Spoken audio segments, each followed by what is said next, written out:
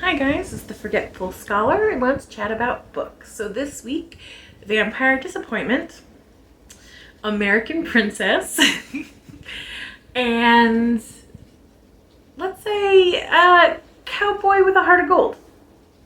Now, last week, like I said, I didn't feel up to reading one of the books I set aside for that week, so I read it this week, and I was really excited about it, but unfortunately, well, that's the Vampire Disappointment this week. So, Dark Prince, Blueblood, why is it so hard for me to say that word? Blueblood, Vampires, Book 1 by Michelle Hercules, USA Today best-selling author. So there we go. Now, this is another DNF. And I can't believe how many DNFs I've been doing, and I don't know if it's the mood I've been in or it just so happens that happens. I don't know. So I was really excited about this book. I love paranormal stuff. I love paranormal and I love romance, so I love it when it comes together. But most of the times, maybe I'm really picky about it because it just doesn't seem... The majority of the writers I read on this, I don't particularly care for. So this is a DNF. Vampire Disappointment. So sad. And I only read it to the 5th chapter and then I just couldn't. And I'm taking Brandy Reed's advice because she's like, if you don't like it, don't read it. Which is fair, which is completely true. Yes, Yoda, I hear you, I listen, and you're right. Because this is for fun. This is for stress relief. I was forcing myself to keep going with it, and a lot of times I don't DNF that often because I force myself through it, and those still, very rarely it ends up with higher than 3 stars. Most of the time those books are 1 or 2, so I just couldn't. And I'm not gonna it's not, if you like it, that's cool. I think some aspects of this book is interesting. It's just, it hit every pet peeve I have about romance novels right off the bat. So it opens up and basically he's just, and it's Luca is the vampire prince, whatever, and Vivian is the hero, the female hero. And I love the name Vivian. Oh, I love the name Vivian. But anyway, it opens up and he just been done sucking and having relations on this club's couch with this rando person, which I hate when romance do that, when you open up on the guy having sex with somebody else, because it's sort of this was just after the sex, to be fair, but it's sort of the sex doesn't mean anything to them. You know what I mean? Sex doesn't mean anything to them, and it kind of cheapens the romance for me a little bit. It just does. I don't know why. Personal preference, okay? And apparently he's just reawakened from 95 years, and apparently the blood has memory, which I thought that was an interesting point that I liked. I don't know if the rest of the book delves more into that. Do we get a kind of flashback pictures through blood? That'd be kind of cool. But it didn't interest me enough to keep going with the book. So that is a really fascinating and interesting point that the author made. I was like, ooh, that's kind of fun. That's cool. But for me, the writing style was very bullet point. It seemed very brisk and very fast. And I don't know. I can understand that for a chase scene or something like that, before just that's how the narration is through the whole book. I was a little put off by that. And that's, again, a pet peeve of mine. I'm telling you, it hit all my pet peeves. And, the girl, they meet in the first chapter, which is fine. But, he grabs her ass when she's obviously afraid of him. Again, pet peeve, don't like. And she's in a band. Don't like. I don't like romances when one of the characters is in a band. I don't like it. I know a lot of people love that genre. Cool. I've dated a lot of musicians in the past. Not very glamorous. I'm good. And I have a lot of musicians in my family.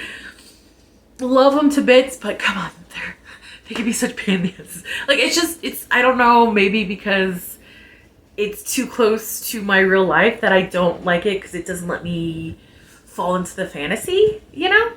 Because, like, I don't really know what day-to-day life was for, like, a duke in the 1800s. That's why it's fun. I don't know what day-to-day, like, the real day-to-day life for, like, a cowboy in the 1800s. That's why it's fun. You know what I mean? Like, I like the fantasy and the taking you out of real life. I think that's just a little too close to real life for me to be like, yeah, no, it's not really like that. It's not glamorous like that, but you do you, boo. You do you. I mean, Vivian seemed pretty, like, adventurous. Again, didn't really get into it. Luca seemed like a dick. Again, really didn't get into it. Because your romance novels, it's okay if one of the characters is a dick in the beginning, but, like, as long as they treat, you know, their one true love well, it's different. But, and also, another pet peeve, he just woke up from 95 years. And his vernacular, very modern.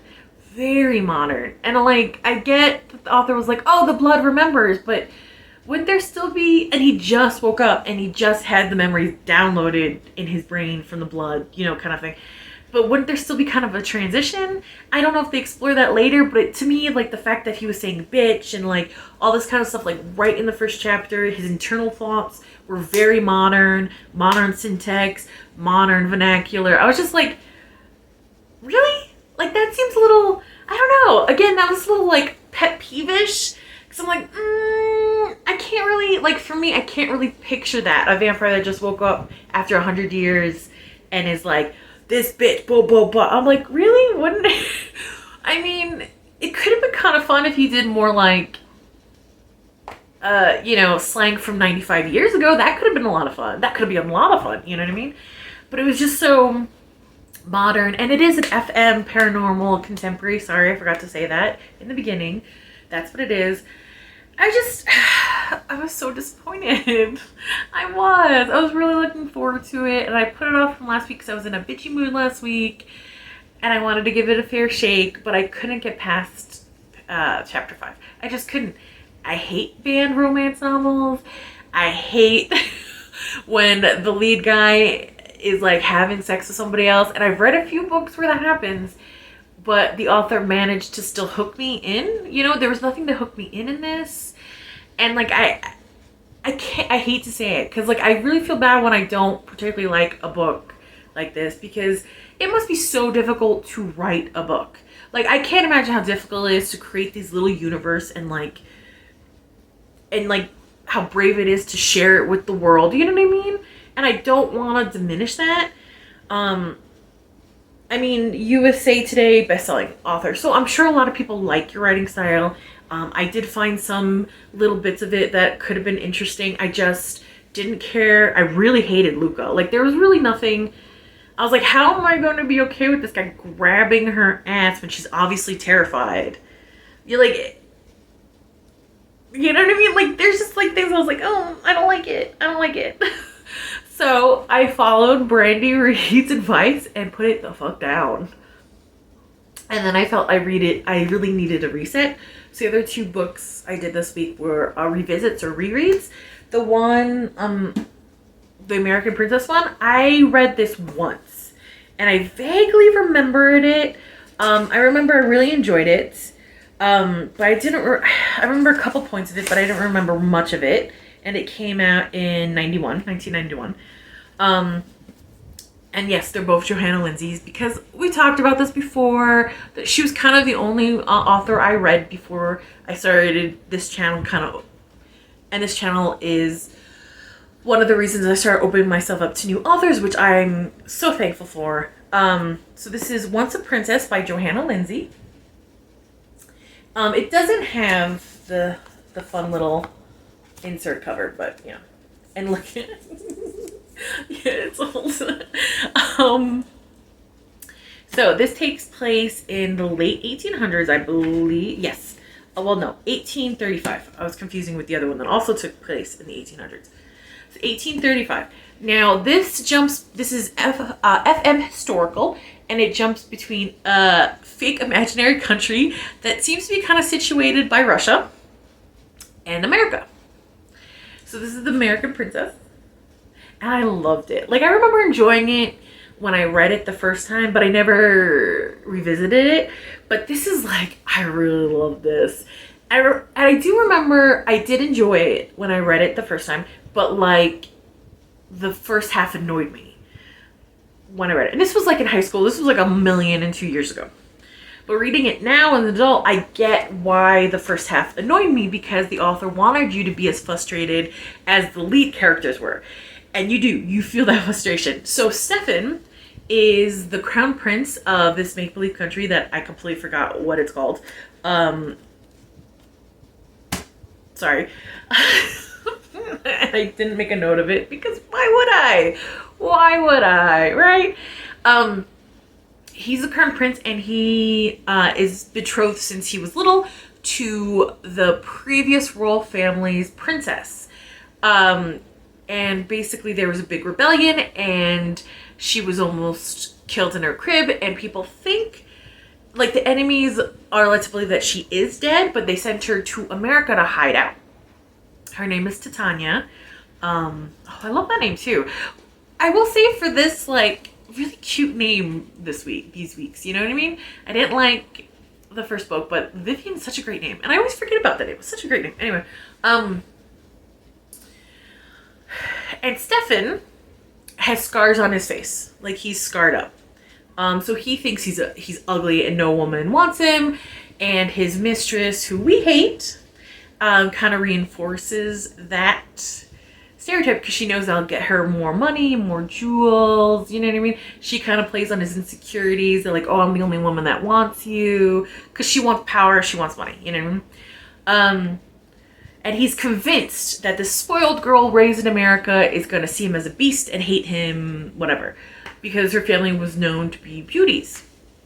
They go to America, him and his 3 friends. One is his cousin Vasily, who is, I remember there's another book with the cousin Vasily that I might revisit as well, who looks like an Adonis. Like, he's absolutely gorgeous. Anyway, so they go to America to find her, and they realize that something went wrong. Where she was supposed to be, and who was she supposed to be with, something went horribly wrong. The maid was killed. She died of, not killed, but died of an illness, and they have no idea where the princess is. And Stefan has a short temper, but he really is very honor bound. You know, honor is really important to him, so he will find her. You know what I mean? He'll find her, or he'll find out that, you know, or he'll see the grave himself. He's not leaving until then. And all these clues lead them to basically like I want to say saloon, but it's not in the West. So like a bar where they have belly dancers, or American version of belly dancers. And the rumor has it that you could buy the belly dancer for a night. Like, she's, you know, she hooks on the side. That is where Titania ended up as a child, raised by the people that own this bar, and they were very, very cruel. Like, she's lived a very hard life. Kind of remind me of Cinderella, but turned like the Grimm Brothers Cinderella, not the Disney version of Cinderella. And she is gorgeous, but it only brought her nothing but pain. Like, she has issues. She hates the way she looks. She hates how beautiful she is. I know that sounds like first world problems, but no. There are moments in her childhood where, like, you get why she found her face a curse, because remember, she lives over a bar in 1835 where the men think the women there, you know, you could buy them for a price, but she's not one of them. But like, some of the men, you know, she got some bad situations. She's okay, but she got into some bad situations.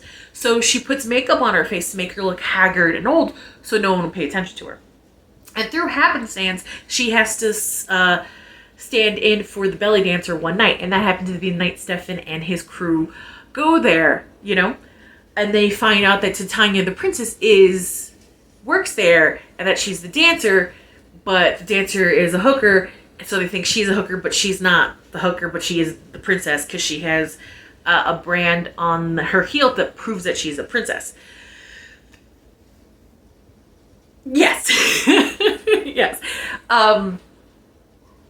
So yeah, she thinks Vasily, like, she's kind of stunned how handsome Vasily is, but she doesn't think much of it, because this girl, our girl Titania, is not is not superficial. She does not give a shit. Like, she's got issues with her own like her own beauty. She does not think beauty equals perfection. She kind of thinks beauty equals pain. She is dumbstruck by Stefan and his scar. Stefan, because like his eyes are like, she's just mesmerized. There we go. And that's like, you know, romance trope, and what Johanna Lindsey does so well is like, once you see that person, that's it for you, you know. And the scars on her face, she just feels empathy because she knows what it's like to be have pain and have scars, and you know, she's like, oh, this is a person I can understand. So they kind of sort of kidnap her because she doesn't believe their story of her being a princess. She's like, go screw yourself, I don't believe you, because she's an American girl, thank you very much.